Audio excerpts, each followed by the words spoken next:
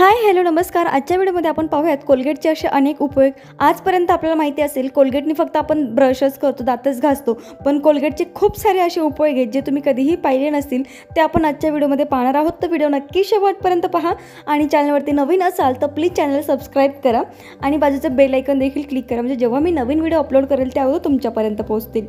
तर पहा, actually Colgate खूप जास्त महाग आहे, पण काय करायचं, आपलं हे संपलेलं कोलगेट असतं ना, आपण कितीही प्रेस करून काढलं तर ते काही निघत नसतं। त्याच्यामुळे त्याला आपण कट करून घ्यायचं आणि नंतर आपण त्याला यूज करणार आहोत। तुम्ही पाहत असाल की किती कोलगेट आहे त्याच्यामध्ये, आणि असंच हे फेकण्यामध्ये गेलं असतं, त्यापेक्षा आपल्या घरामध्ये खूप साऱ्या वस्तू गोष्टी आहेत अशा, आपण त्याला क्लीन करू शकतो आणि अगदी चकाचक नवीन अशा निघतात। असं कट करून घेतलं की सगळं कोलगेट आपलं प्रॉपर वापरलं जातं, काही फेकण्यामध्ये अजिबात जात नाही। तर बघा, आपल्या घरामध्ये ना सगळ्यांकडेच अशा प्लेट असतात, देवाच्या किंवा चांदीच्या प्लेटसुद्धा आपल्याकडे असतात, देव असतात चांदीचे।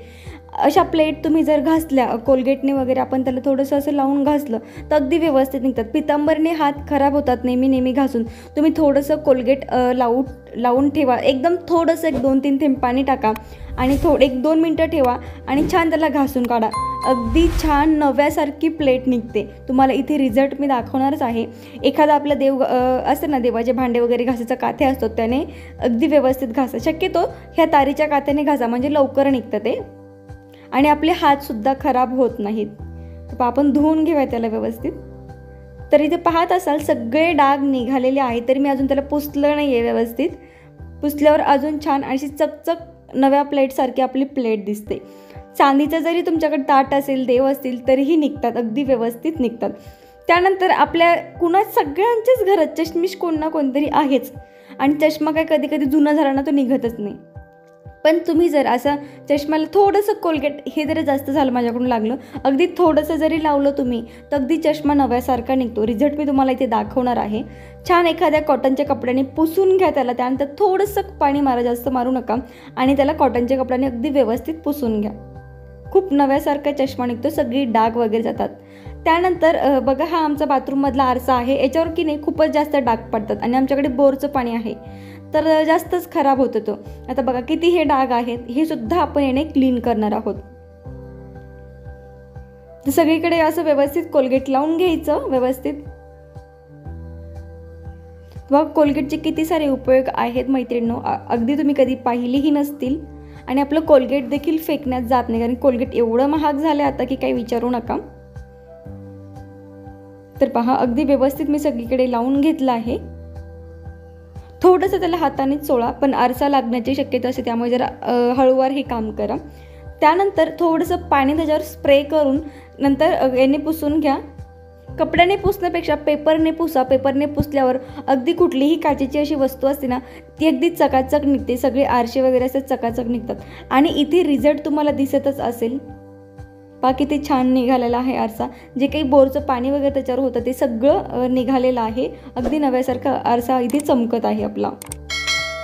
तर दुसरं म्हणजे बघा, माझ्याकडून ना माझे हे बोर्ड ना खूप खराब होतात, वॉश बेसिनचं इथला तर जास्तच खराब होतो।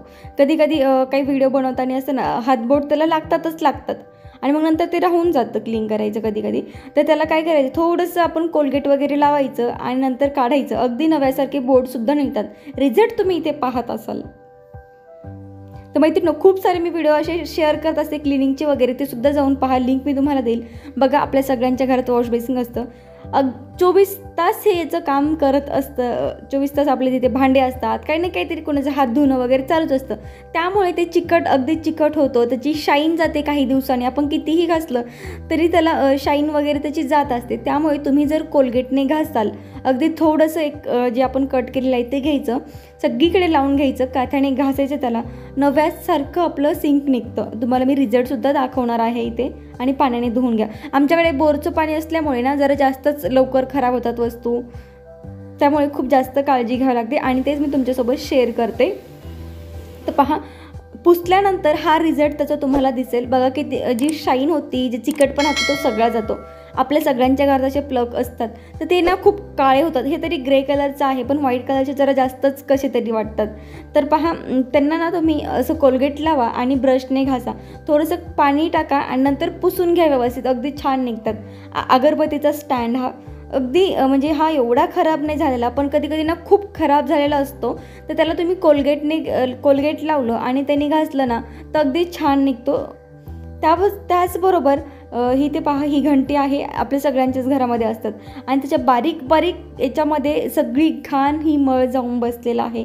तुम्ही याला जरी स्वच्छ धुतलं ना, कोलगेट वगैरे लावून थोडंसं घासून, तर अगदी व्यवस्थित निघतं. जास्त मेहनतसुद्धा आपल्याला इथे लागत नाही. अगदी 1 मिनिट 2 मिनिटमध्ये ह्या वस्तू क्लीन होतात. तुम्ही नक्की ट्राय करून पहा. तुम्हाला यांचे रिझल्टसुद्धा मी दाखवणार आहे.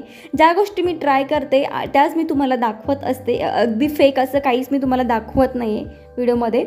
तर पहा किती छान अशी घंटीसुद्धा निघाली आहे आणि स्टँडसुद्धा.